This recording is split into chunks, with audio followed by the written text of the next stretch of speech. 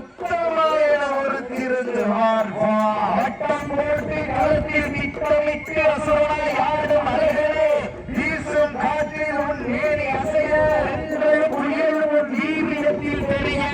ஏழு மன்னர் நிலத்தில் சூட்டிய வட கயிறு உன்னை பின்தொடர இணைத்த நகை கல்லவ ஆட்டத்தை கண்டு நிழல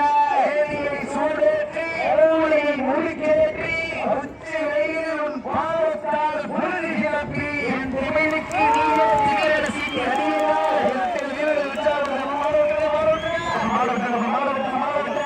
சிவகங்கை மாவட்டம் பட்டமங்கலம் நாடு வெளியாடி பட்டக்குறிச்சி அமர்வில் வீரர்கள் வெற்றி பெற்றதாக அறிவிக்கப்படுகின்றது. திருச்சி மாவட்டம் செங்காட்டுப்பட்டி நடராஜ சோழர் அவர்கள் அந்த காலையில் மதுரை மாவட்டம் மேலூர் காஞ்சிபுரம்